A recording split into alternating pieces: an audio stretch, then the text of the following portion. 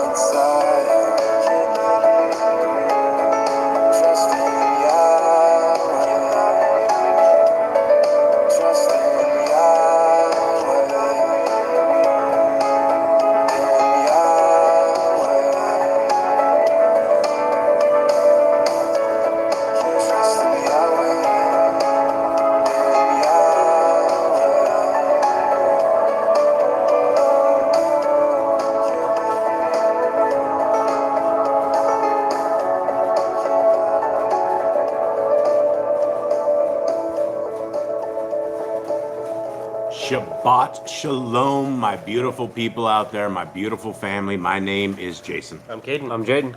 I'm Eli.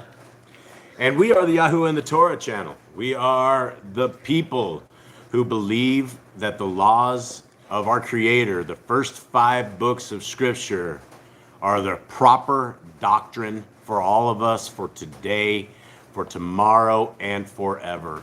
We are the people in the family who love the laws of our Creator. We are the people who have gone against all of this mainstream satanic religion that is out there. And I've just gone full blown into the understanding that if somebody is in a religion, and this is going to be contrary to what they think, it's satanic. Anytime that you go against anything that our Creator has said to do, it is satanic. And so we are the people that don't want to go down the satanic path. We are the people who want to find a group of people who are serving our Creator, who love our Creator. And this is the group that we have found right here. And it is amazing to be able to sit with you guys. It is amazing to be able to speak with you guys and to spend this appointed time that we have. Now, the rest of the world, they're out busily shopping. Right now, everybody's watching college football. Everybody's watching all sorts of stuff on TV. Everybody's doing a little bit of something. But they are not doing the something that our Creator has asked us to do. Now, when you look at our entire existence, when you look at us as human beings and you look at the life that you have, I would have to say that all of us would say that's a gift. And because we have been given a gift, we have to look at who gave us this gift, who presented us with a body that functions and eyes to see and ears to hear and the ability to do all this. Well, it's the same person, the same designer who has asked us to keep these set of instructions that are found in the first 5 books of Scriptures. It's the same individual that has given us a covenant path. He has given us a promise that if we are willing to bend our knee in obedience and understanding to the ways of our Creator, He is willing to be our Elohim. In fact, He's even willing to provide us with a Melchizedek priest, a priest who is going to be our leader in the kingdom to come. And it is because of the greatness and because of our loyalty back to our Creator that we're always out here shouting out the greatness and the amazing Torah walk. And for those who are not in Torah, this is your very first time that you've ever listened into this. If you don't know what the Torah is just the first 5 books of Scriptures. And all I'm talking about in everything is that we get rid of religion and we read only the Scriptures. Because there's a zilch, there's nothing, it's kaboosh. Religion in of itself is completely taken over by the demons. And our Creator has never told us to become a Pentecostal. He never said go join the Mormons or go join the Catholics or go join some other satanic group that calls themselves people that love our Creator. Because you have all of the just deceivers out there. Billions of people that claim that they love our Creator, but yet they hate His ways. And when you say, hey, what about His laws? What about the things that we're supposed to keep for all generations? They will laugh at you, they will mock you, and they will scoff. And they think it's the funniest thing that you're keeping the laws of Moses. Who in the world would ever keep the laws of Moses? And when people come at you and they say, oh, you keep the laws of Moses? These are people that don't even understand they're not the laws of Moses. These are the laws of our Creator handed down to His personal guy that He put, and He delegated them to us. It doesn't really have anything to do with Moses at all, except Moses was the guy that was leading the tribes at the time and who got all of this information. So with that, everybody, good morning. Much love to you guys. Maybe good afternoon to all of you guys. It's kind of afternoon here, but much love from all of us to you. Cade, please open us up in prayer. Father, we thank You for this day, and we thank You for bringing us back together as a family. We thank You for Your Shabbat. We thank You for the word You have set out before us today, and we ask that You write these on our hearts, on our minds, on our souls. We ask that Your understanding is upon us, that we understand the words You have spoken to us today with full clarity, and that there will be no questions of what is in Your word today after we're done here. I ask that Your Shabbat, that is rest for everyone, that everyone gets a rest, a recharge, a relaxation with You today in the word, in the spirit. We thank You for all in His name. Amen. Okay, guys, we're about to read to you guys the Shema. And again, for those who do not know, this isn't out of the laws of Moses. This is a beautiful, beautiful verse. And it is a promise, and it is part of the entire covenant process. If you're looking at how to be loyal to your Creator, if you're looking at how to change your life, how to change your ways, how to seek the kingdom, how to advance the kingdom, then what you're about to hear today, these are very, very important words. Jaden. Hear, O Israel, Yahuwah Elohim, Yahuwah is one. And you shall love Yahuwah your Elohim with all your heart, and with all your being, and with all your might. And these words that I command you today shall be in your heart, and you shall impress them upon your children, and shall speak of them when you sit in your house, and when you walk by the way, when you lie down, and when you rise up. And you shall bind them as a sign on your hand, and they shall be as fronts between your eyes. And you shall write them on the doorposts of your house and on your gates. Okay, let's look at this, everyone. Let's take a look at what this means. What words are we talking about? Well, it says these words which I'm commanding you today, and we are in the book of Deuteronomy, which means that we have the entire Torah that are being commanded to us today. We have about 158 commandments that we can keep today, right now, as covenanted people. And the first thing that anybody who's coming out of the cult of Christianity is going to say is they're going to go, well, do you sacrifice animals? Because they have not read Scriptures. They do not understand that our Messiah became a lot of things for us. One of the things He became for us was a priest. He became the qualified priest that we never did have. We had priests, but we always had priests that had to atone themselves for their sin before they could ever atone for the people of Yisrael. With our Messiah, Yahushua, there were no J's in Hebrew, so the man's name is not Jesus. And if you're looking at what Jesus means, it means son of Zeus. And we never ever had the letter J. It wasn't invented till the 1500s. And so when we are looking at the proper names of our Creator, His name is Yahuwah. And you can see it in Paleo Hebrew right here on the screen. And you can also see His son's name, which is Yahushua. And so what we are doing as a people is we are trying to attempt the very best way possible that we can seek the kingdom And the kingdom, when you look at scriptures, when you look at what our Messiah says, our Messiah very clearly says in Matthew 7 that most don't make it. We have a little verse in there that talks about this gate, and it seems like a lot of people can make it through the gate.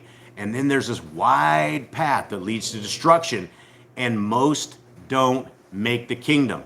But that is something opposite of what you hear in Christianity, because everybody makes the kingdom. Everybody's going to make the rapture bus. Everybody's going to make it. All you have to do is say, tell Jesus you're sorry and ask him to forgive your sins, and you can be off eating back to your pork chops. And that is literally what they will tell us in the Christian religion, as they say lies that you can worship on a Sunday and that's the Lord's day, when nowhere in scriptures is there any kind of an understanding that we are to worship on the first day of the week instead of the seventh day of the week. And so here we are. Thank you very much for being a part of our reading on this. Miss Nicole, will you please greet our brothers and sisters? Yep. We have Candy and Ruby. We have Sarah. We have Heidi, Jerry and Dolly, Razul, Scott Freeman. I don't know if Larry's there, but if Larry's there. Larry's probably not there. Okay. But Scott Freeman, much love. I enjoyed talking to you. It is very, very good seeing my brothers in chains that are coming out of the chains and seeking Torah as they're out. So much love to you, Scott. Daniel, Genie Not of This World. I think I said Joanna. Regina, Scrolling Mama CA, Honeymoon Stitch, Brian, The Grand. And then we have somebody new, it's King G, so welcome to you. And then Curtis 7717. Okay. All right. So thank you guys very, very much. This is our family. We love you guys dearly. It is truly an opportunity to hang with you guys and to just read with you guys. We are not preachers. We're not anything special. We are people that have simply opened their scriptures and read the scriptures, and we love what we find in the scriptures so much that we want to read with you all, that we want to encourage you guys to read your scriptures. And for those anybody that have never read their scriptures before, if you are coming out of the cult of Christianity, if you're coming out of a cult of whatever it is you're coming out of, the very first place that we start is at the page 1. And I tell everybody this, I encourage them, if you have not read the Torah, Genesis, Exodus, Deuteronomy, at least 5 times slowly as a love letter and instructional guide from our Creator, that's the place to do it. Before you move into Joshua, Judges, and Ruth, and all the rest of them, especially before you move into Paul, you absolutely need a structural, foundational, cement with rebar foundation that is never going to crack, it's never going to crumble, and it's not going to lead you astray. Because when you look at the world through the eyes of the Torah, everything changes. The things that we will do and the things that we would have done as old people, that old man, we're not able to do that anymore. And when we know the Torah, when we voluntarily break the Torah, it breaks us. It is supposed to crush us. It is supposed to be something that is something that we are, it's in all of our lives. It's supposed to be in everything. So let us get into this right here. Let us start reading the laws, statutes, and commandments of our Creator right now. Eli, go grab your cough drop over there on the floor, please, and get that over there. Thank you guys very much. Just dealing with some stuff right here. What we're going to read is we are reading these laws, statutes, and commandments. We're going to read them slowly, gentlemen, and we're going to read them precisely. If anybody has any kind of questions, if anybody has any kind of comments, if a command doesn't make sense to you, then absolutely let us know in the comments, and we are happy to stop, and we'll read the commandments. We'll read with you guys, and let us begin. Commandment number 1 is be fruitful. Number 2, multiply. Replenish the earth.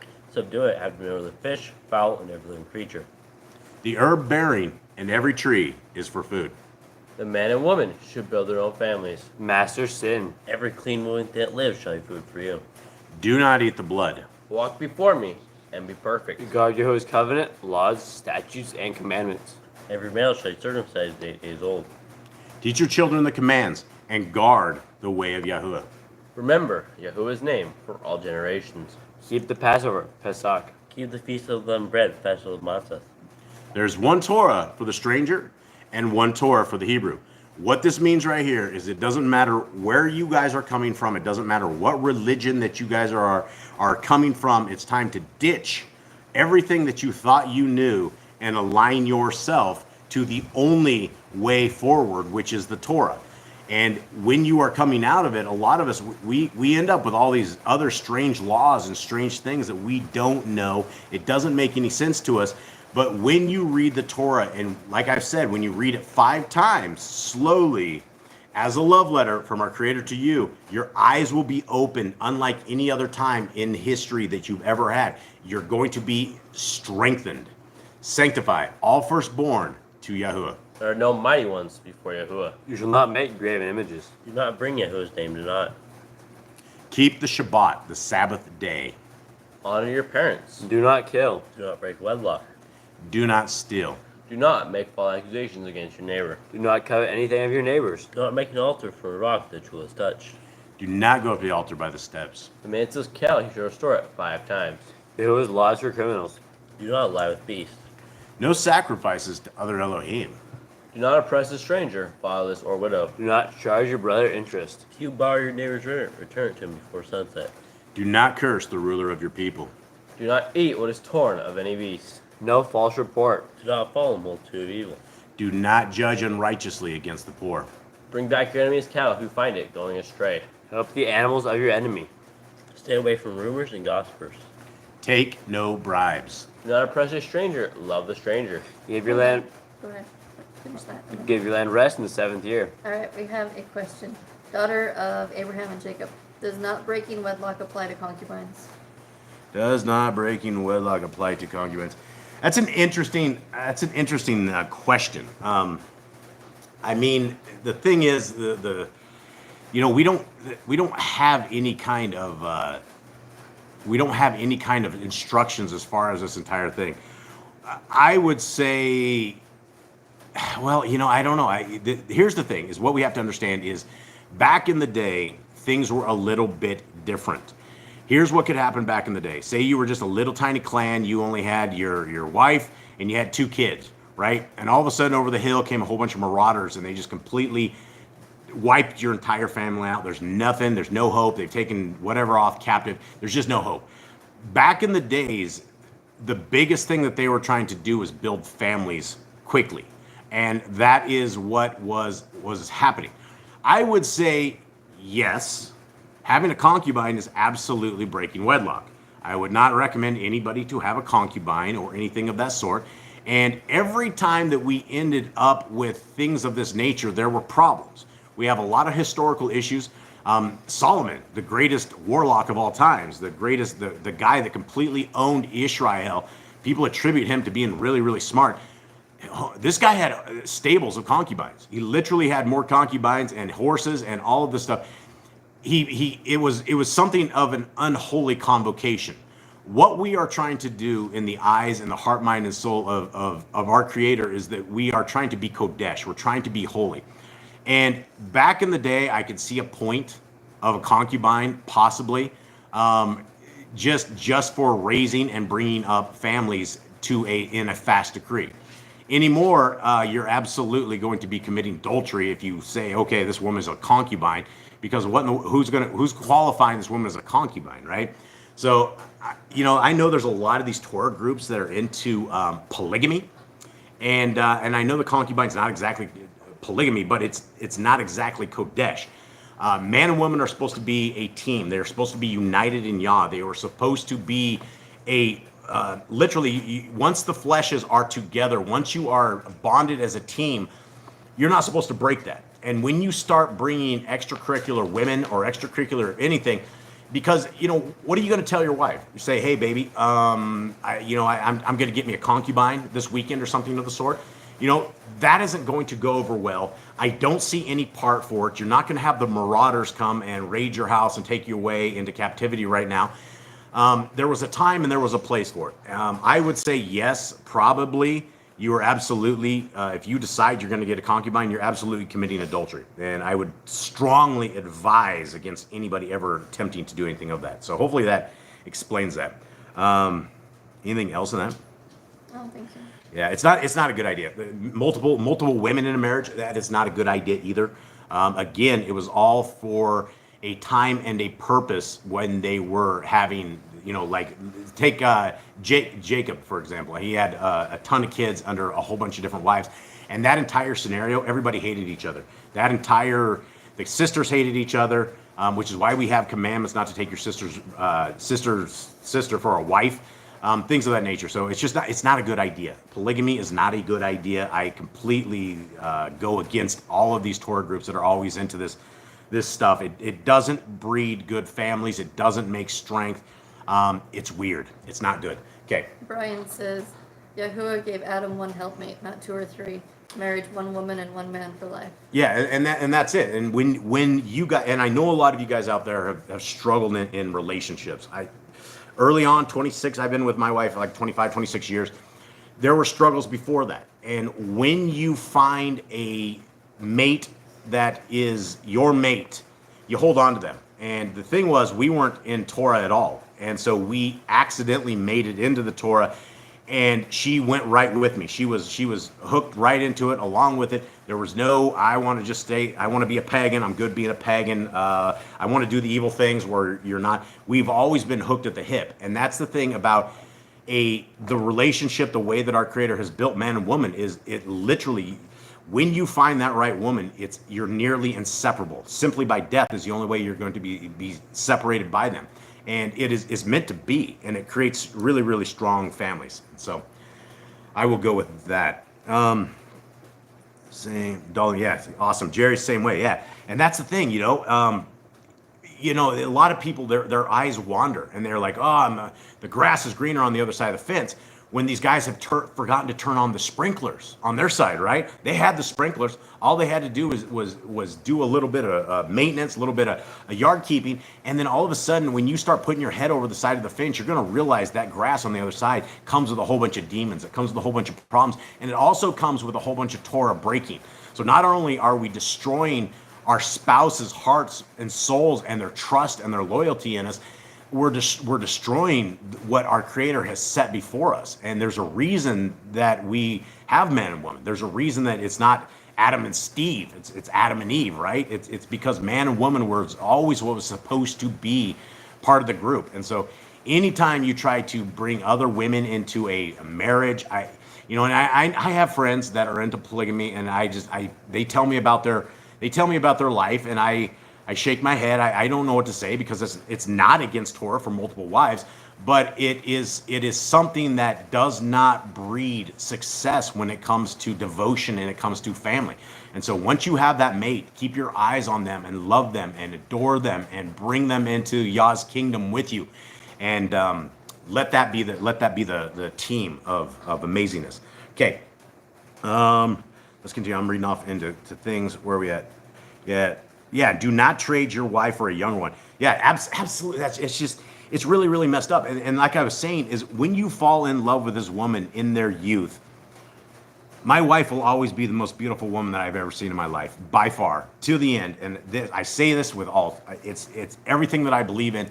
As we are getting older, she is always the apple of my eye. I love her, I adore her, and I refuse to look out at the rest of this world, because I can see the rest of this world. I can see nobody's in Torah. I can see everybody's cheating on everybody. It's like everybody has sex with everybody, and it's such a mess right now. I'm looking for loyalty. I'm looking for dedication. I'm looking for a lifetime mate, and that's what you will find when you give your mate loyalty. When you give them all of your devotion, all of your dedication, and for those that are struggling in marriage, light that fire again, kindle that fire up, and fall back in love with your mate and see if you can make it work. It's very important. Okay, continue on. Around, do not oppress a stranger? Yep. Yes, I think so. Do not oppress a stranger, love the stranger. Give your land rest in the 7th year. I don't know where that goes. All right, Eli. No, I don't know where we're at here. Do not mention. Oh, there it is, right there. Okay. Do not mention any pagan names. Continue on, guys. Keep the feast of Yahuwah. Do not cook your goat in his mother's milk. Obey a messenger, Yahuwah stands for you. Do not bow down to other Elohim. Serve Yahuwah. Make no covenant with other Elohim or outsiders of the land. Do not make use of smoking oil on an old person. Do not make use of perfume on an old person. Do not eat the fat. Do what you say you're going to do. Return what is your neighbor's. Obey Yahuwah's dietary laws. Okay, let's talk about this real quick. Guys, obey Yahuwah's dietary laws. I get questions about this all the time. We had a guy on YouTube that was just, And this is the thing about coming out of these satanic cults. And that really makes people angry when I say that. I probably shouldn't say that. But I believe without a shadow of a doubt, I'm convinced at this point in my life that all of these religions are a satanic cult. But when you come out of it, you have these man-made doctrines. And one of them is all food has been made clean. Somebody asked me about that. We like your style, we like your channel, but didn't Jesus make all food clean? And the answer to that, quick answer is absolutely not. That doesn't exist in scriptures. That was by some wicked scribe out there that decided to put this in parentheses. And when you see these in these scriptures, you need to get rid of that scriptures. You need to get rid of the translation. This is one of the reasons that Yah Scriptures exists, is because I believe it is the greatest English translation that we've ever had, because you don't find this kind of stuff in there. So no, all food is. And if you want to know what food is, Leviticus 11 clearly tells us what food is. Pig is not food, lobster's not food, shrimp's not food, not food. I don't think you can eat camels, catfish, that's not food. Those are all things, and when you look at the stuff that's not food, these things are different, right? If you wanted to go eat like a vulture, these vultures are very disgusting things. And you know, we had a couple of chickens that died this week or the week before. I don't remember. It was this week, I think. And one of my kids just tossed it right outside the jungle. He didn't even like move it very far. The problem is we have these sky pigs, and they come flying maybe in 50s, hundreds, and possibly thousands. When there is some sort of dead carcass or corpse, these things are in love, and heaven has been sent to them, because they all fly down there. And they will eat a cow completely. They'll shred a cow. The chicken was gone in just a few minutes. Those things are meant to eat the debris and the gunk that dies. You wouldn't want to go eat a vulture. You wouldn't want to go eat a pig. A pig sweats different. They have different kinds of glands. They are able to have all this different kind of bacteria that they live with and they coexist with, because they were built to be able to handle this kind of stuff. But when you go and you take all of these parasites and you're sitting there frying them up, and there's all these little strange things that you can do. I don't know if this is a hoax or not, but I know that people take like a piece of pork chop, and they put Coca-Cola on top of it, and they sit there and let that fester. And I've seen the videos, and I don't know if they're true or not, but the videos show the worms coming out of these things. That it is literally live worms coming out of it, which is why everyone's like, make sure you cook that meat really good. Well, you shouldn't have to do that, right? You shouldn't be at the risk of dying every time you eat a piece of bacon. And that's what you are. You're at a risk of dying. And so when our Creator has said, please don't do this, this is food and this isn't what food is. But then you'll have, how many billions of people that laugh at you, and they're like, oh, the pig is the great white meat. That's just great stuff. So it's bad. No, all food has not been made clean. All right, before you go on. All right. Curtis says, where to go? I lost it now. Can you elaborate a little on do not eat the fat? And King G says, is the fat spoken of only the fat around the kidneys and the liver, or is it referring to all fat of the animal? So I think, and again, this is probably up for debate, but this is how I read it, that it is all fat. Like if you are taking a chunk of steak and there is fat on it, you need to get rid of the fat. And there are strange people in this world. I will say my mother is one of those strange people.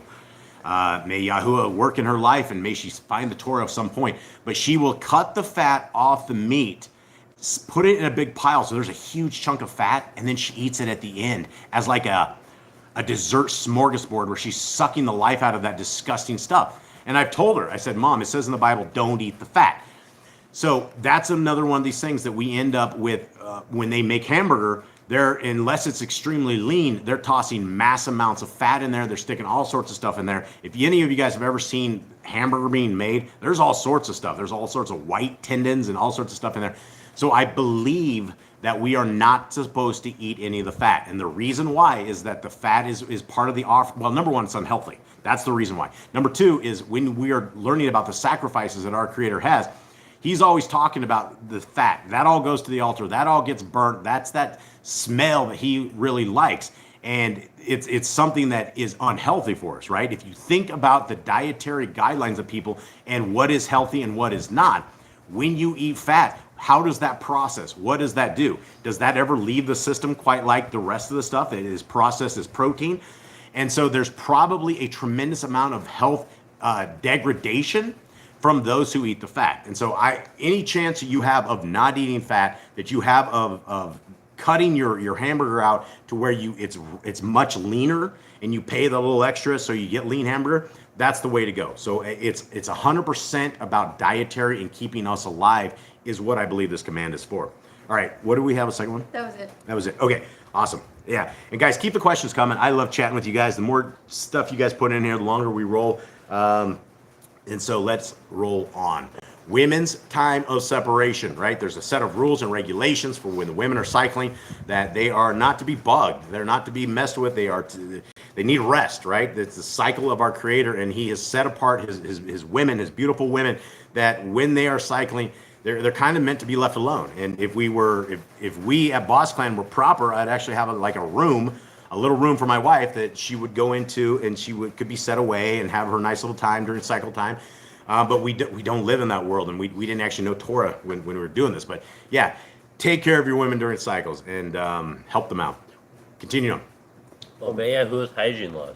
Keep the Day of Atonement, Yom HaKippurim. Do not uncover the nakedness of your family. Do not take your woman's sister for a wife. Do not lie with a woman in her uncleanness. You shall not sacrifice children to Moloch. Do not be a sodomite. Be holy. Be Kodesh.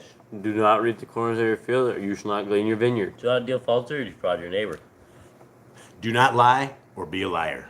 Pay your workers for the day's wage. They are due. Do not harm the disabled. Do not endanger your neighbor. I like to talk about do not harm the disabled because this is the common sense that the people coming out of the cult of the satanic cults, they go. They're like, the laws are on the cross.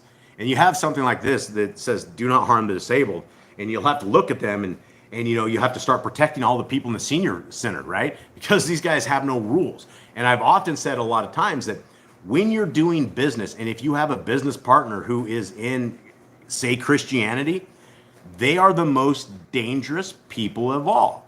And hear me out before you guys start throwing rocks at me. When you have a religion that has no moral laws, and they will say, hold on, Jason, we have the 10 commandments, but the 4th commandment is to obey the Sabbath day, which right out of the gate they don't. And so they're getting a 90% just off that set of commandments anyway. So all the commandments are good, and they're all good for all times. You can't pick and choose this, right? That's the problem. And Messiah talks about this in the book of Khalidi, that people, they hear the Torah, they will either ignore it, they will not process it, or they won't care.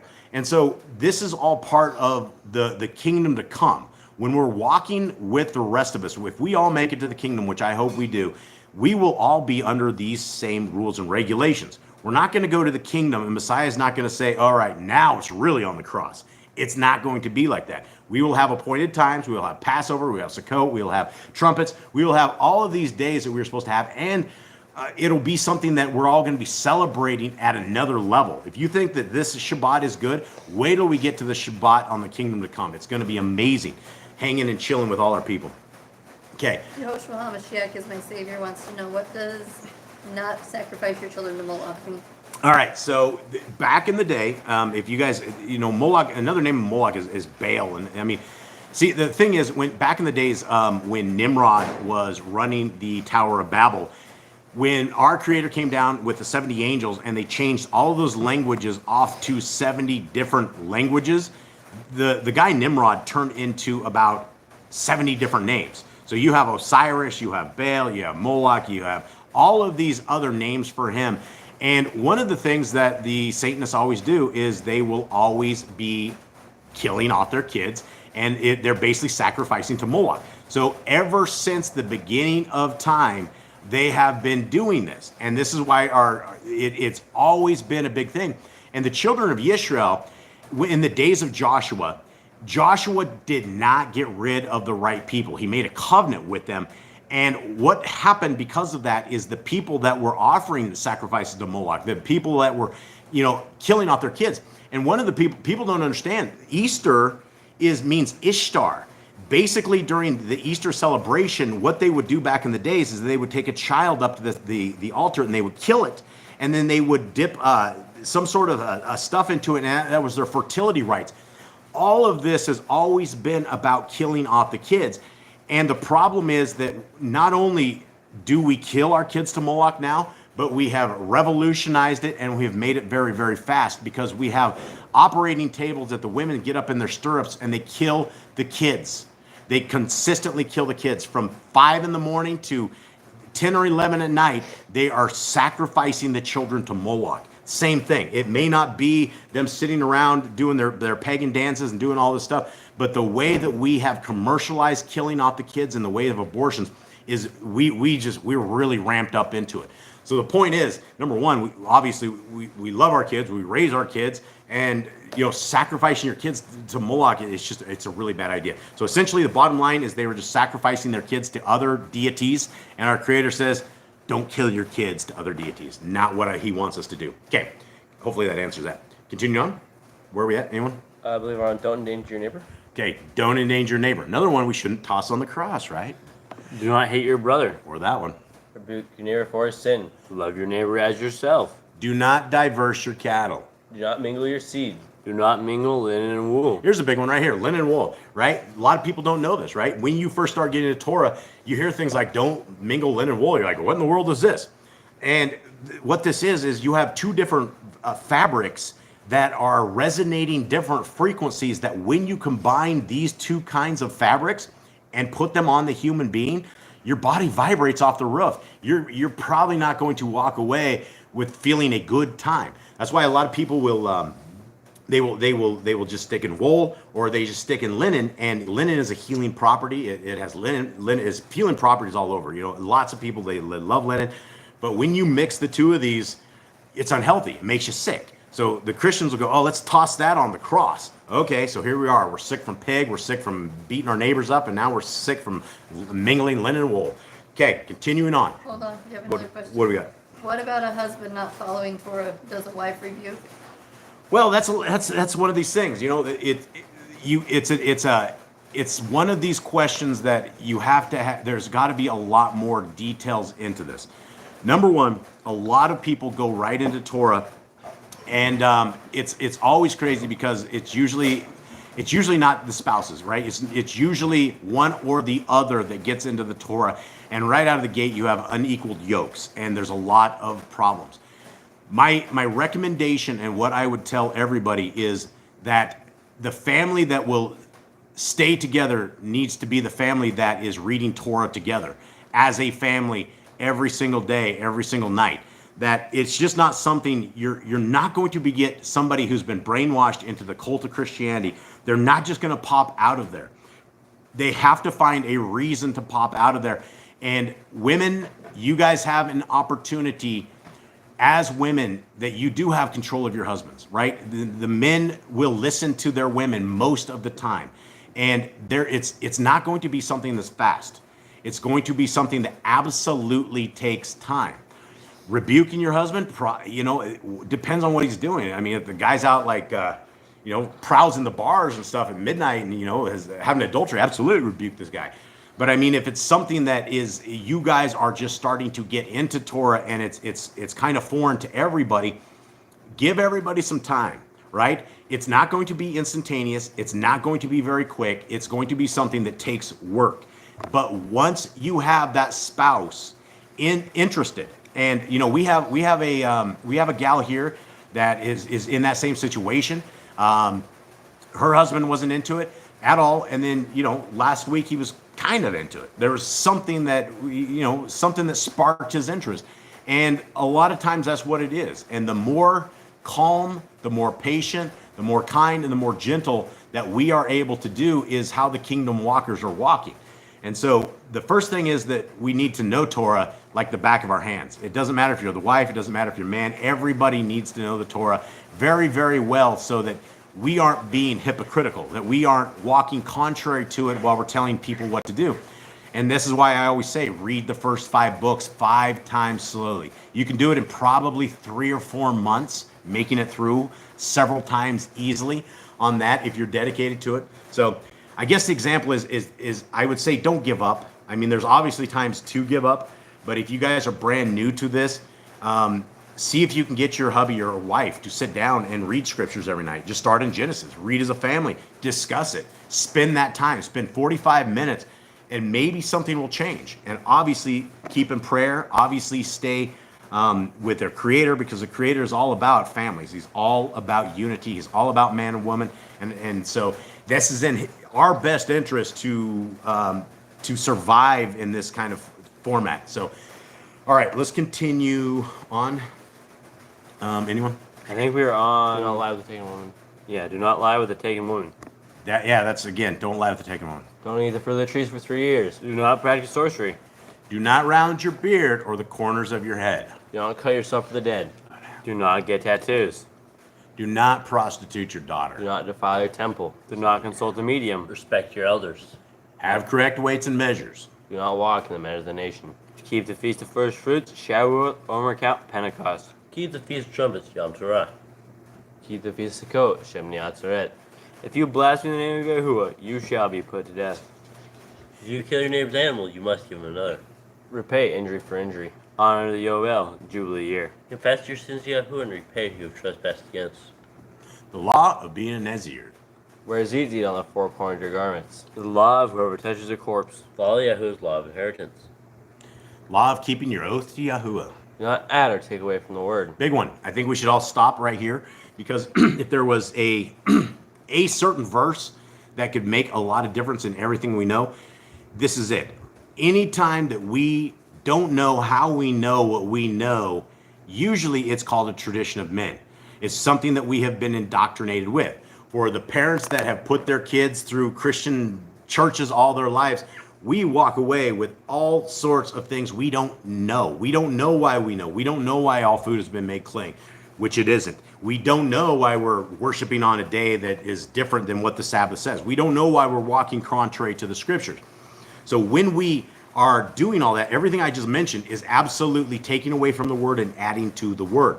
When people tell you that Sunday is the Lord's day and that's the day to worship, they have just broken these two commandments right here, and they've taken away from the word and they've added to it. And these things are very important. That the Torah is not hard to figure out, guys. It's not a bunch of mystery. It's not a bunch of ciphers, and we don't have to sit here and figure it out. It's straight up. Don't add and don't take away from the word. Very, very important stuff. Okay, going on. One more question. One more question. All right. Can you explain the one that says, do not round your beard or the corners of your head? All right. One of my favorites here is a big bearded fella here. This is all pagan stuff, right? Back in the days, whenever things were happening, they would shave their eyebrows, shave their head, shave all sorts of stuff, and they were shaving it for the dead. They were rounding it up, and so our Creator wants us to either be clean-shaven or bearded. And I think more bearded is probably what his preference would be for men. And I know that's, again, contrary to what everybody says in the world, because you just don't see big old beards like all over the place. But we're not supposed to, I don't know how else to say it, Jim Staley. Jim Staley sits there and he has a goatee. He trims all of it. He breaks commandments by decorating his face. When you are sitting here prepping and sprucing up as a dude, that's not what you're supposed to do. Let it grow or shave it completely off. That's what I get from this thing. And so if you're sitting there doing decor and doing stripes in the side of your face, that's probably what the pagans did as well. Nowadays, I guess people are like shaving like a little piece of their eyebrow off, and so there's like a line in their eyebrows. All these things, they're pagan. They're pagan origins. Our Creator wants us set apart. He does not want us looking like the pagans. When people see us, they should see a bearded dude with a set of tzitzits, and they should look at him with blue tzitzits, not white, and they should be able to ask him, take us to your Elohim. Tell us about your Elohim, because that is the example of what they should look like. So if you're just duding up, sprucing up, that's not what this is about. What about women cutting their hair? What about them? So Sarah says that she's been wondering about women cutting their hair. She's like, I'm missing it in my study. I've never seen it. Has anyone seen anything about women cutting their hair? I don't think there's anything in Paul's there. the only one who talks about anything. Yeah, Paul's the only one about the hair covering, but that's it. Oh yeah, well then that's Paul's stuff, because Paul got that out of Talmudic Judaism. Paul sits there and he says no women should talk in an assembly, right? Which all of a sudden, anyone talking in this chat, according to the words of Paul, you'd be kicked out. Where are we going to this? Oh, women cutting their hair. Yeah, so there's nothing in Torah. What I would advise is that we have another commandment that says don't let women look like men and don't let men look like women. So if you're like doing the I don't know, how do you probably say it, the bull dyke haircut, I don't even know, that's probably not proper. But if you're just zipping it down and trying to look like a man, that's breaking commandments, right? You're not supposed to do that. But I don't see anything anywhere in scriptures that it gives any kind of anything about the haircut or long or anything of the sort. I would just don't look like a dude. Joanna wants to know if shaving legs and underarms pagan. Uh-oh. Wow, I've done entire videos on this, and I got a lot of heat. There's a lot of heat that ended up on this. Now, let me tell you, let me preface this first. It was over 100 years ago, before Gillette ever started doing what they did, that all the women had hairy legs and pits. And I will tell you without a shadow of a doubt, that is a beautiful look on any woman. And I don't find anywhere in scriptures that we should be shaving our legs or shaving our pits, doing anything. Hair is an amazing thing. Now, let me tell you, I was sitting outside the other day, and I was just sitting in the yard, and this little bee came up, and it got stuck in my legs, my hair legs. And I'm sitting there watching him, and he's trying to mess with me, but he's stuck in like my hair on my legs. And I flipped him out, and I got rid of him, and I'm like, you know what? This is why we have hair. We have hair to protect ourselves. And down here in the jungles, one of the things is if you start shaving off all your hair, you have all these critters that crawl up on you. Your hair protects you from this. There is a reason that we have hair. Now, there's a lot of medical problems that come along with people that are shaving their legs. People get infections all the time. There's all sorts of things that happen. You will actually find stories where ladies have lost their entire legs because they got some kind of staph infection from shaving, and it jacked them up. So if you are shaving your legs and your pits, then you're under a tradition of man. I'm not saying there's anything wrong with it in Torah. I'm not saying anything because I know a lot of dudes are like, I want my women soft and this. I think women are very beautiful with hair completely on. And it's one of these things, right? So just be careful. Don't do like the pagans do. And again, the only reason that people even shave their legs is because a marketing firm went out there and showed everybody, oh, this is sleek and sexy when you're all smooth, when in fact you're altering your current state of your body. So I'll leave it at that. But I've definitely done videos. If you look on this channel and do probably shaved legs or something of the sort. I went off on that a couple of years ago about the whole thing. So continuing on. Guard your soul. Learn to fear Yahuwah. You shall love Yahuwah with all your heart. Find the laws upon your hand and the front between your eyes. Write the Torah on your doorpost. Do not tempt Yahuwah. Do what is right and good in the sight of Yahuwah. Do not be afraid of your enemies. Remember Yahuwah. Circumcise your heart. Cleave to Yahuwah. It's important. Let's talk about this. What does it mean to cleave to Yahuwah? Guys, cleaving to Yahuwah means, number one, you're not going to put the laws of our Creator on the cross. That's the same thing as if you think you have a close relationship with your parents and everything they've said you ignore. Obviously, you have no respect for them. Obviously, you think they're fools because you don't do what they say to do. When you cleave to Yahuwah, number one, we are writing his laws on our heart, mind, and soul. When we read the Torah, we understand very clearly the nature of our Creator, how he wants us to operate, how he wants us to worship, how he wants us to treat everybody, and how he wants us to get close to him. We get close to him by keeping his laws, statutes, and commandments, and by being in prayer.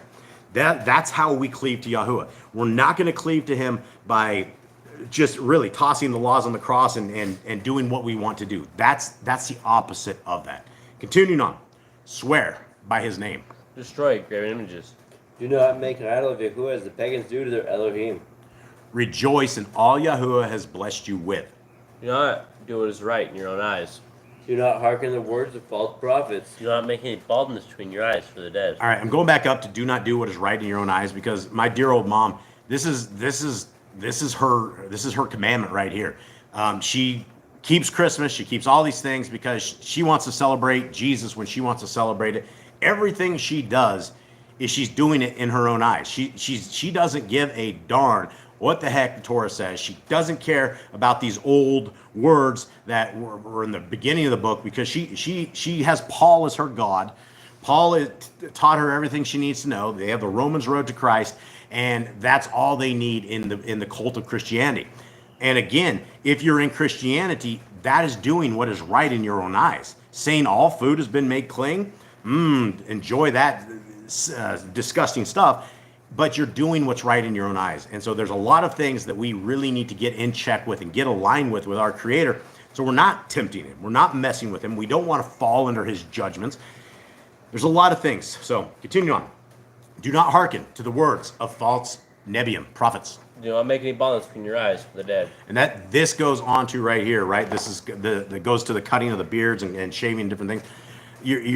These are all pagan things. And so back in the days when they came out of Egypt, they all came with all these pagan things. They were all making baldness between their eyes. They all probably came out shaved heads. They all probably came out totally different looking than what they looked 10 years later. And so these are all the commandments that they were told that should carry on for all generations, right? We're supposed to stay away from the pagans. We're supposed to not do what the world does. And if we're sitting there making baldness between our eyes for the dead, that's obviously not in Scriptures. Continue on. You shall not eat any abominable thing. You shall give to a stranger clean food that dies of itself, but you shall not eat of it. Give tithe your increase of seed year by year. The law is the end of the 7-year lease. Do not borrow from the nations. Do not harden your heart, nor shut your hand from the poor. Guard month one of Yahuwah's calendar. 3 times a year all males shall hear before Yahuwah.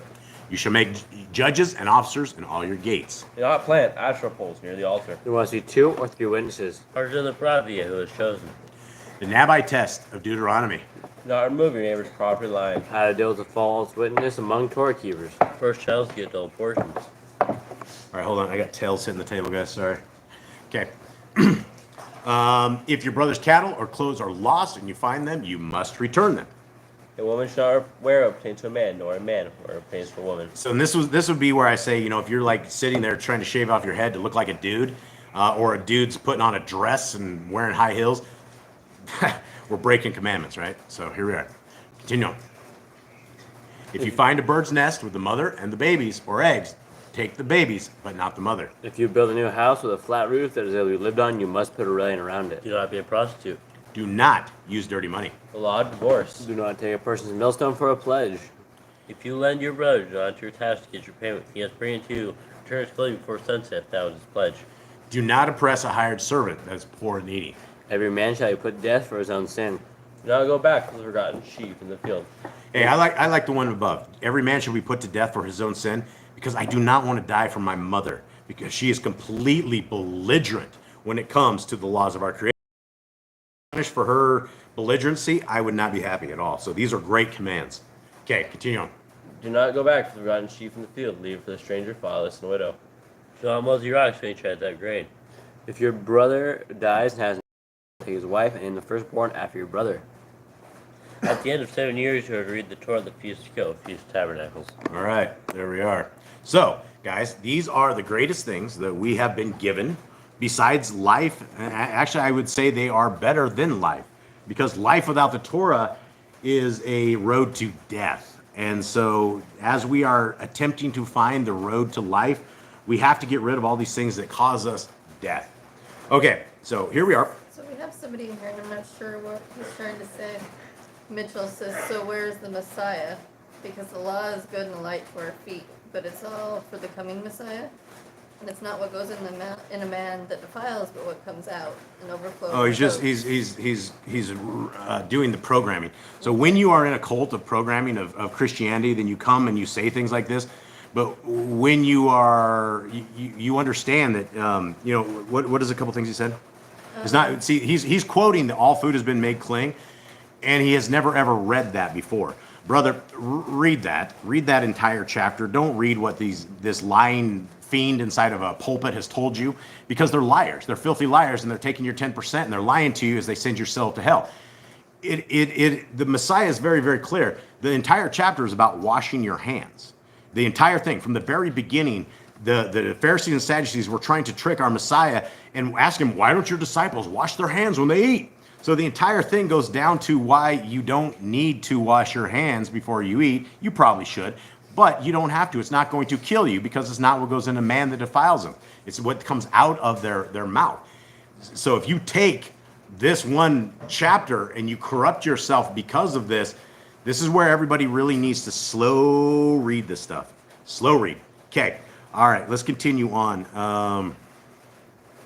Paul was not talking about washing hands. All food is not clean. Absolutely. Jeannie got it. Jeannie got it. Everybody in here gets this. So yeah, this is why hanging out with all of our brothers and sisters in here is amazing, because you guys get it, and this is amazing. Okay. King G, which I think her name was Cindy. She says, can you go back to the last one, the last commandment? Last You commandment. missed it. All right, here. Last commandment was right here, is this. At the end of 7 years, you are to read the Torah at the Feast of Sukkot, Feast of Tabernacles. So that was the very last command. Jaden, take us through where we are at right now to get to where we are at when Numbers. So now we are in the days of Moses. Moses is quite old at this point. They've been in the desert for a long time. They have gone to war. They have fought the Egyptians on the way out. The Egyptians have drowned. They have lost most of their people. Their land is destroyed. The Israelites made it out. They made it to Mount Sinai. Moses was getting what we know as the 10 Commandments, 10 words. The people went astray and started building a idol, a god. They started worshiping right after they heard not to do that. And then Moses had to go back down. He threw the commands to the ground out of anger, broke the stones that Yahuwah had given him, killed a whole bunch of people, went back up, found new stones, cut them, and Yahuwah gave him more commands. And then we went into Leviticus and we learned what the priests should do for us, how they should sacrifice, what their jobs are, and if you are a priest, what you would do, and also some more commands on what we can eat, what we cannot eat. And now we're on the days of Numbers, where it is about numbers, about numbering the people, taking censuses, and knowing how many people were in the army at that time, and how many people from every single tribe. Right. Okay. And going up to Joanna, Joanna says, my mom kept all of us with long hair, my 6 sisters and myself. Absolutely. Good mama. I think long hair on a woman is absolutely beautiful. It is a gift from our Creator, and women wear it well. Okay. Numbers 4. And Yahuwah spoke to Moshe and to Aaron, saying, take a census of the sons of Kehath from among the children of Lewi, by their clans, by their father's house, from 30 years old and above, even to 50 years old, all who enter the service to do the work in the tent of appointment.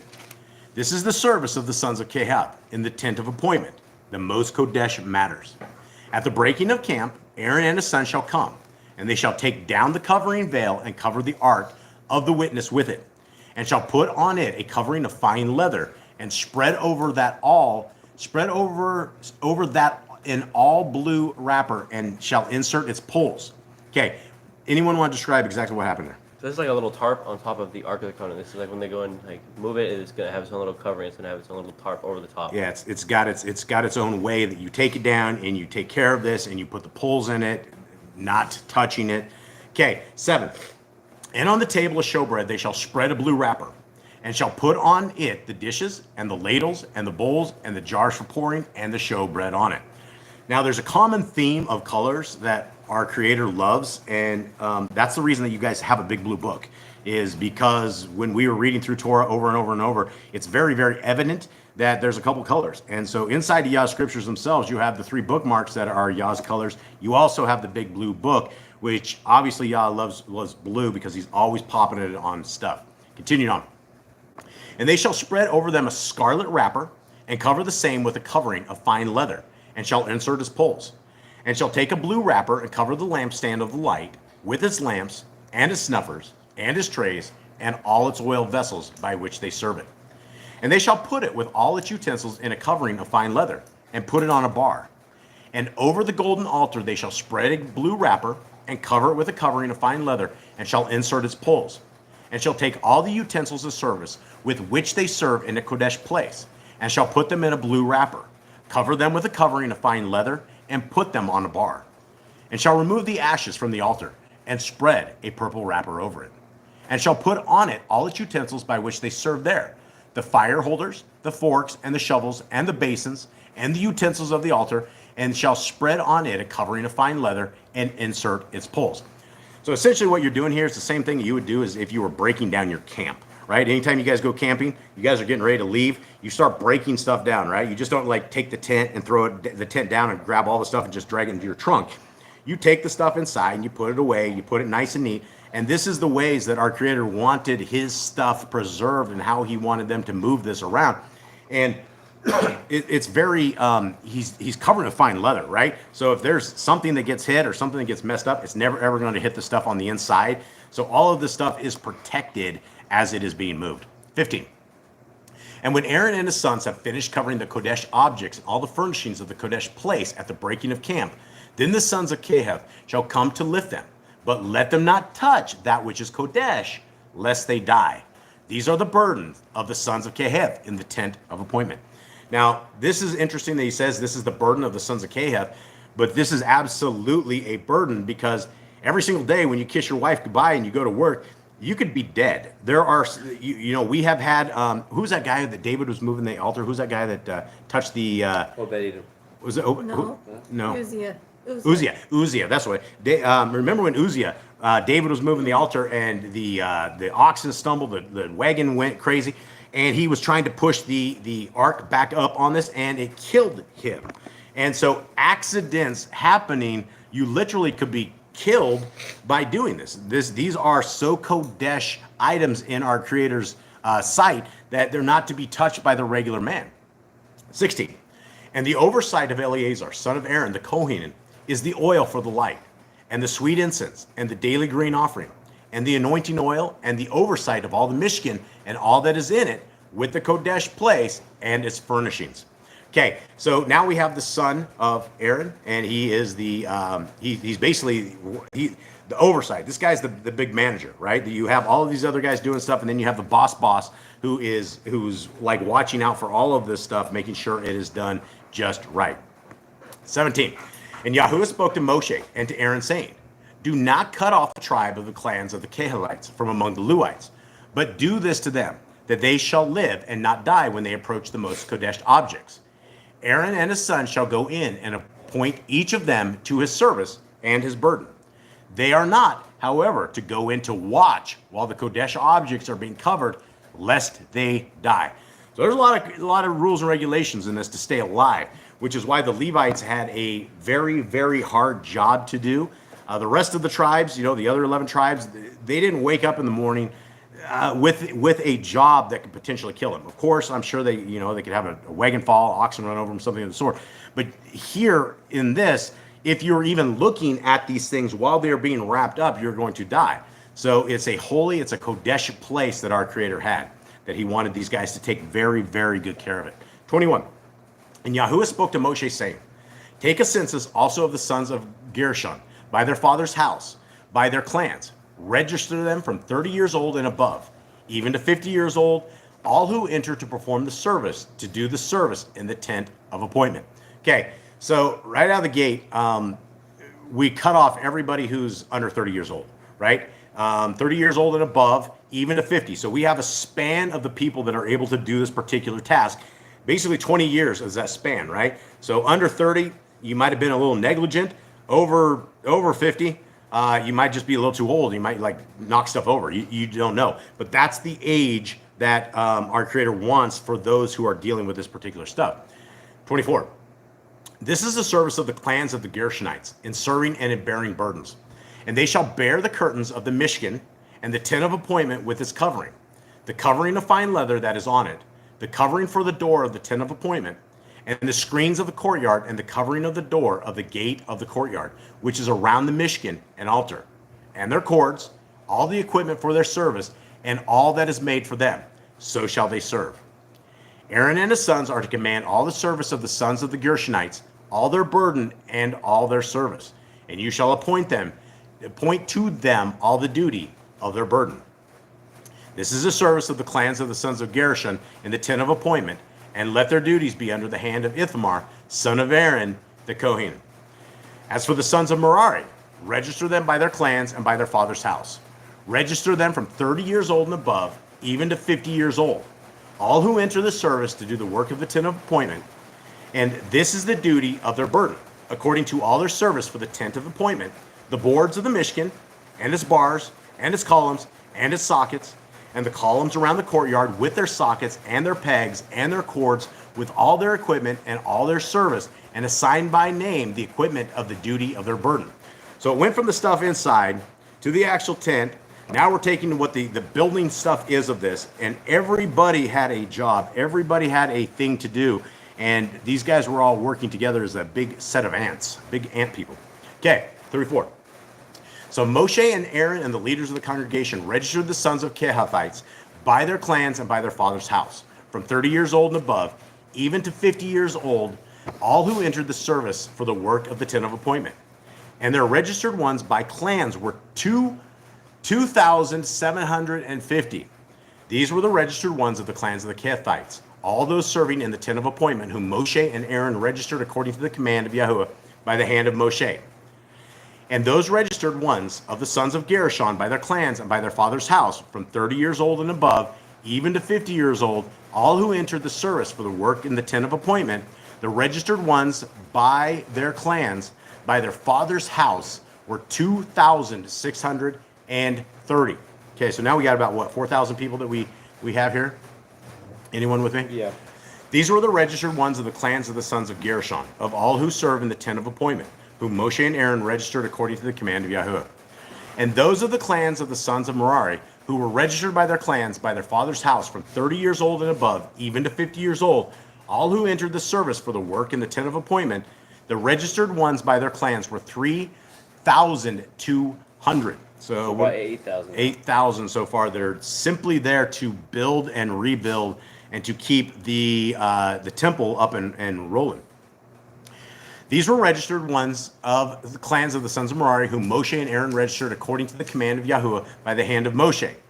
All the registered ones of the Lewites, whom Moshe and Aaron and the leaders of Yisrael registered by their clans and by their fathers' houses, from 30 years old and above, even to 50 years old, all who came to do the work of service and the work of bearing burdens in the tent of appointment, their registered ones were 8,580. According to the command of Yahuwah, they were registered by the hand of Moshe, each according to his service and according to his burden. Thus, they were registered by him as Yahuwah commanded Moshe. Okay, so this is it. We are getting more and more details on exactly what's going on, how the tent of appointment, how the temple goes up, how the temple goes down, who's in charge of it. And it's always, our Creator always has great things. When he builds things, his armies, he knows how to build armies and 50s. He knows how to do amazing things. And, you know, as you see him working with the people of Yisrael and how he was wanting them to act and how he's wanting them to operate, this is the same for all of us. All of us have this exact same set of guidelines that we have. We don't have temples. We don't have priests. We're not where they were back in the day. But what we've been told in scriptures is that these laws are for all generations, forever and ever and ever and ever and ever. And then after that, forever, one more or two, right? It's forever. So when you say that there are no laws, or that these laws mean nothing to you, they have no value to you, and that you just want to put them on the cross, that's satanic. That's not what you would want to do. That's not how to make the kingdom. That is not, scripture says you will be said, depart from me, from our Messiah, as we get into this. Okay. All right. Let us get into our next part, which is Mark 3. Anybody, give me a breakdown of where we are at. So we had Yehoshua, who met John the Baptist in the first chapter.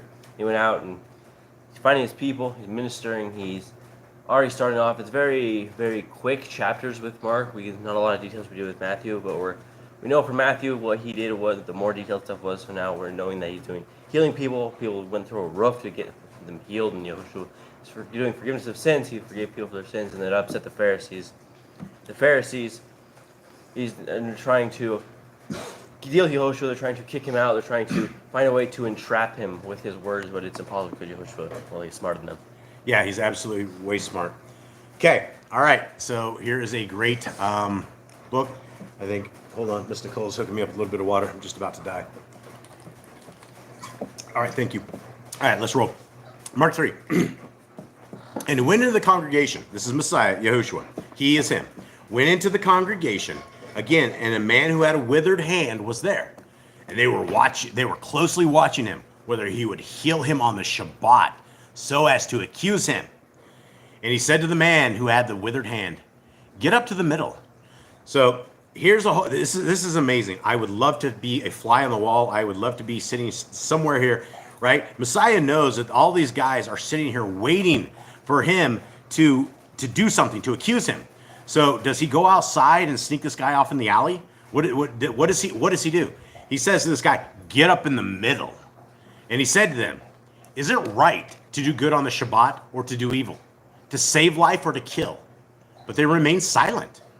And having looked around at them with displeasure, being grieved at the hardness of their hearts, he said to the man, stretch out your hand. And he stretched it out, and his hand was restored as healthy as the other. Now, we have this same story. We have a couple of these stories in the book of the Khalidi, which is the last book in Yah Scriptures. And I don't know if it's the same dude with the same withered hand, but in guys, will you please take care of the dogs? But in another account of this in the book Khalidi, the guy with the withered hand, like they were describing, he was all jacked up. Like it wasn't just a withered hand; half of his body was completely like all withered up. And the second the Messiah did this guy completely stretches out, and he was fully restored. So I don't know if there's a couple of the guys out there with that, but there's definitely this was a huge incident in these books because people are talking about it. Even in other pieces of the Apocrypha that we haven't published yet, Pontius Pilate, I think, talks about this. In fact, I think it was Caesar that actually punished Pilate because Pilate had heard this story about the withered hand, and Caesar goes, "Look, you had a god among us, and you like killed him. What are you doing?" And so there's a lot more to the entire story after that, and we're hoping to get that into the next Apocrypha that we're going to be popping out in a paperback edition. But continuing on, what do you got? Daughter of Abraham wants to know, what is the book of Khalidi? The book of Khalidi it's in Yah Scriptures. It should be like Matthew, Mark, Luke, Khalidi, John. It is a if you've never seen it and you don't have a Yah Scriptures, you can go to yahscriptures.com, go to downloads. Miss Nicole will pop this in there, and if you either have an option for like the Google app that we're reading right here, or you have a PDF, or you also have an eSword. But an eSword doesn't have it because eSword is a Christian group of people, and they only allow their main books and not much of the Apocrypha. But the book of Khalidi is it's when our Messiah was walking among the people. And it's more stories. There's a ton of stuff in it, lots and lots of parables, lots and lots of the same parables using different stories. It is really, really incredible book. So if you haven't read it, it is an amazing, incredible read. We've been reading it here. I've been reading it with a lot of you guys for last 4 or 5 months when I read during the day. So continuing on. And the Pharisees went out and immediately plotted with the Herodians against him, how to destroy him. But Yahushua withdrew with his Talmudim to the sea, and a great crowd from Galilee followed him, and from Yehuda, even from Jerusalem, and from Edom, and from beyond the Yarden, and those around Zor and Zidon. A large crowd came to him when they heard how much he was doing. And he spoke to his Talmudim, the disciples, that a small boat should be kept ready for him because of the crowd, lest they should press upon him. And I've talked about this a lot, but you're dealing with a real life celebrity. Not these satanic ones that are on these fake TVs and all these bloodsuckers, but you're talking about a real celebrity Messiah. He couldn't even stand around. He had to gear up a boat that in case these guys would like push him off into the water, because everybody wants to get near him. He has the voice of truth. He is the Word made flesh. He is the Torah walking around telling us what the Torah was all supposed to be about. This was the greatest times of our entire existence and lives when Messiah was there, and he was walking upon them. And so it's hard. He couldn't stick around there. He had to like jump in boats and float off so that he didn't get pushed up in the water. Okay, 10. For he healed many, so that as many as had afflictions fell upon him to touch him. And the unclean spirits, whenever they saw him, fell down before him and cried out, saying, "You are the Son of Elohim." Okay, let's stop with that and let's talk about this, because we have demons that have figured it out more than the Christians. The Christians still believe in the Trinity. The Christians believe that the Father got killed on the stake. When the Messiah, his son, died on the stake. It is a father and it is a son combo. That is the thing. When you see scripture that says our Messiah is sitting on the right hand of his Father, that's what it is. If the Trinity is a bust, and you even have demons right here, and they're sitting here saying, "You are the Ben, you are the Son of Elohim." And so there's a couple things we can take from this verse. One is there's unclean spirits all around us. Like all of us are afflicted day in and day out, and this is why we need to be in Torah and why we need to be in prayer, because Messiah was always going around beating up the demons. They were always succumb to him. He was always putting them into the bunch of pigs, and they're all drowning the pigs. So we have to be aware that there is spiritual forces that are trying to take us for the bad, which is why we have spiritual forces and messengers that I believe are assigned to every single one of us that have probably defended us way more than any of us would ever know. There's probably been so many horrible, horrible things that would have happened, and our Creator did not let that happen. The angels, whatever it is, there's messengers out there. So we're not just stuck with a whole bunch of demons. We have the forces and the soldiers of the kingdom that are also with us. 12. And Messiah's talking to the demons. But he warned them many times that they should not make him known. And he went up on the mountain and called to him whom he wanted, and they came to him. And he appointed 12 to be with him, and to be sent out to proclaim, and to possess authority, to heal sickness, and to cast out demons. And he appointed the 12, Shimon, to whom he added the name Kepha. Okay, so for those who do not know, Shimon is who, fellas? Is Peter. Peter. That's it. Where did we get the word Peter? We do not know. They Englishized the name. We don't know where they came up with Jesus. We don't know if they came up with Paul. There would have been no guy named Paul. It would have been his name. All these names, this is why Yah Scriptures has probably the greatest English translation, because they're correct. And so he added the name Kepha, and Yaakov of Zabdi, and Yochanan, the brother of Yaakov, to whom he added the name Beni Reges, that is, sons of thunder, and Andri, and Philippos, and Bartholomew, and Matthiyahu, and Toma, and Jacob of Caliph, and Tadai, and Shimon, and Shimon the Canaanite, and Yehuda from Kerioth, who also delivered him up. And they went into a house. So there we have the 12 members of this particular gang. And they went into the house, and again the crowd came together so that they were unable even to eat bread. The amazingness of our Creator's Son, he can't even walk among the people. He's so famous. This is one famous dude. So they couldn't even eat because everybody's thronging around him. 21. And when his relatives heard about this, they went out to seize him, for they said, he is out of his mind. And the down from Jerusalem said, he has Beelzebul, and he casts out demons by the ruler of the demons. Okay, let's talk about the very first thing, because there's a lot of this you don't really get from the book of Mark. This is why you actually need the book of Khalidi as well, because it says right here, and his relatives heard about this, they were out to seize him. Just having that, you would not actually understand what's this talking about, right? Because the part of it says, they said he is out of his mind. Now, the thing is, when you read the book of Khalidi, you will find out that Messiah was around a lot of people, and as he was growing up, they thought he was very troubled. They thought there were some problems with him. And even when he got older, they thought there was something really wrong with him because he was not like everybody else. And so this little part on 21, you wouldn't get unless you actually read the Apocrypha. But his family literally said, yeah, he's out of his mind. And then continuing on, you have these guys, these guys, and they're saying he's casting out demons by Beelzebul, right? And this is Messiah very much addresses this in the book of Khalidi as well as here. 23. And calling them near, he said to them in parables, how is Satan able to cast out Satan? And if a reign is divided against itself, that reign is unable to stand. Okay, Messiah gives us very, very good instructions. A lot of this makes obviously sense, right? A reign divided itself cannot stand. But I would also like to add that a family divided against itself is very hard to stably stand.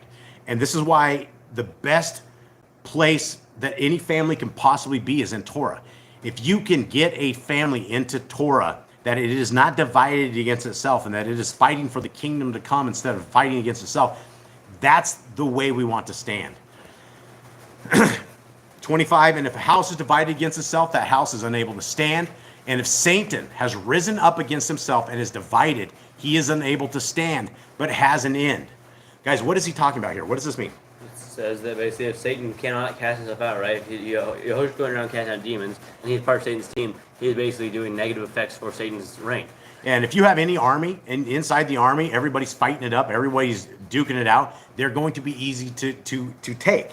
You have to be standing for something, and that's the thing is most people don't know what to stand for. That's why when we find Torah, it is literally a breath of fresh air. It is that oxygen that hooks up into you that never ever leaves, and that's worth standing on. The righteousness and the kodeshness of the Torah and the ways that our Creator wants us to work. That's how we stand. That's how we stand on strong ground. 27. No one is able to enter a strong man's house and plunder his goods unless he first binds the strong man, and then he shall plunder his house. Truly I say to you, all the sins shall be forgiven the sons of men, and whatever blasphemies they speak. But he who blasphemes against the Ruach HaKodesh has no forgiveness forever, but is subject to everlasting judgment. Now, a lot of people don't understand. Let me finish that verse. 30. Because they said he has an unclean spirit. This is one of these things. A lot of people don't understand this, but the Ruach HaKodesh is literally is our creator. It's the hand of our creator, right? It's his essence. It's his being. It's his everything everywhere. And when you are blaspheming against the hand of our creator, there's Torah commands literally that you should die. That's how bad it is. Like if you were out there saying bad words using the name of our creator, back in the day, they would pick up rocks and kill you. That's the way it is. So when we are violating, and there's no other commandment, there's no other thing in scriptures anywhere that is a complete death sentence. This is the one that is the death sentence, is basically mocking and basically saying that the power of the hand of the creator is useless, right? Putting it into blasphemy, things of that nature. So we have to be very, very careful here. So Messiah continues on. He's talking about that you're not going to be able to break into some dude's house and take all his goods unless you first tie the guy up, which is obvious, right? And then it goes on to talk a little bit about this. And this whole conversation came up because these guys said he had an unclean spirit. They said he was casting out devils by the devils. And he's very, very astute when he tells us that it's not going to happen. You can't cast out the devils using the devils. It doesn't work. And so he blasted these guys off again and again and again. 31. And his brothers and his mother came, and standing outside, they sent to him, calling him. And a crowd was sitting all around him. And they said to him, see, your mother and your brothers are outside seeking you. Very important part right here, guys. But he answered them, saying, who is my mother or my brothers? And looking about on those sitting around him, he said, see, my mother and my brothers. For whoever does the desire of Elohim is my brother and my sister and my mother. Okay, so brothers and mothers are sitting outside, right? They are not in this crowd right there. They're said, hey, they're outside seeking you. And he looks at them and goes, who is my mother and my brothers? And he pointed to those right there. He says, see, and he points to the people there. What qualifies these people?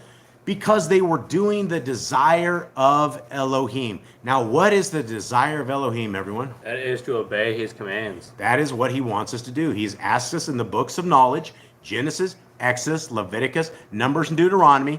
That is the desire. Those 5 books are the desire of Elohim. That is how he wishes us to treat our neighbors, treat ourselves, treat business, retail, all of this stuff. That's what he wants us to do. So Messiah very clearly identifies his family, which is why I identify all of you guys as my family, because I know that you guys are my family. Those who are out there keeping the laws, statutes, and commandments, you guys are my brothers and sisters. You guys, we are your brothers and sisters. And, you know, a lot of times people will get into a lot of arguments with people. And the Christians, you just don't know how far to go with the Christians when they're attacking you. And people say, should we continue on talking to the Christians? And I will say to a point, because at a certain point, when they completely shut down Torah, they aren't our brother and sister. But we still need to be able to push them to Torah, because nobody's ever completely lost. Just like dear old mom, I believe she's completely lost, but I'm doing everything possible till she takes her last breath or I take mine to snap some sense into her. To snap some sense, but she's on her way to hell, and she's happy. She's a happy Christian, and she says, Gentiles will make it. And no place in scriptures do Gentiles make the kingdom. There's a house of Yisrael and a house of Judah, and you have to go between, you have to figure out what tribe you want to be, but you're not going to even be qualified for the tribe unless you are obeying the laws, statutes, and commandments of our Creator. All right, guys, I guess that is it. Jade, will you please bless our brothers and sisters? He will rock you and guard you. He will make his face shine upon you and show favor to you. He will lift his face upon you and give you peace. Thus they shall put my name of children of Israel, and I myself shall rock them. All right, hold on before we do this. I want to read some of these. Yeah, Joanna says the Ruach It's the breath, the wind, the life, the existence of our Creator, our Father. Yeah, absolutely. And when you read the Apocrypha, things, I think Enoch talks about it. There's a lot of different things about how when our Creator was forming the earth, it's His Spirit. It's Him that's doing this. This is the Ruach.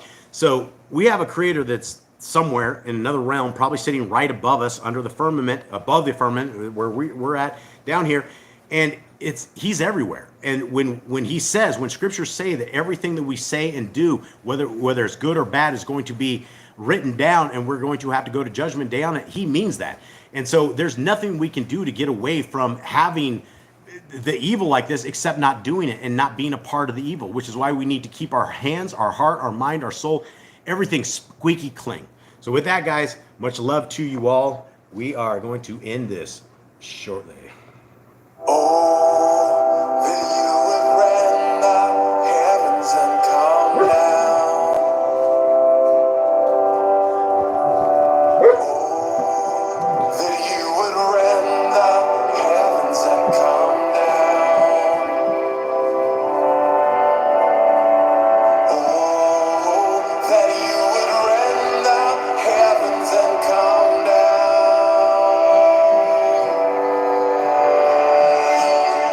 Let the mountains shake, let the earth be moved, let the nations may tremble at your presence.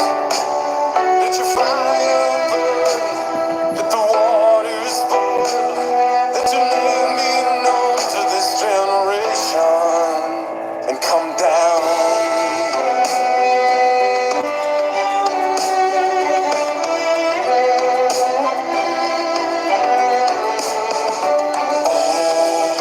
That you would rend the heavens and come down. Oh, that you would rend the heavens and come down. Will you restrain yourself any longer? Don't hide your face when Jerusalem is oppressed by the nations, the place of your throne, a desolation. Come down.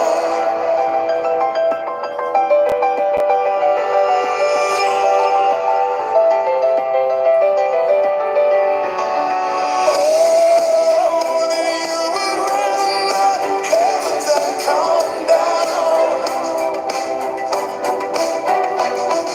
Oh, that you would rend the heavens and come down. There will be thunder in Jerusalem. Like a lion you will roar. Indeed you're angry for the sake of Zion, and all the nations they will know when you come down. When you come down.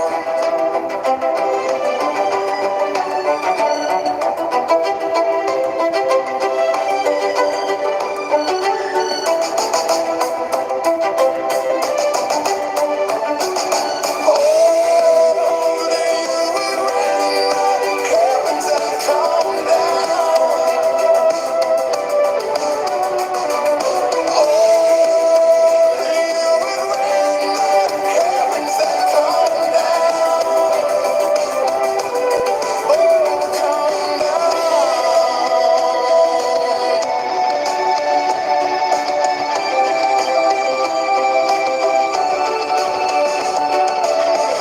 Indeed we have sinned, and we need saving. All our righteousness is erased. No eye has seen, no ear has heard, but you've prepared for those who wait. When you come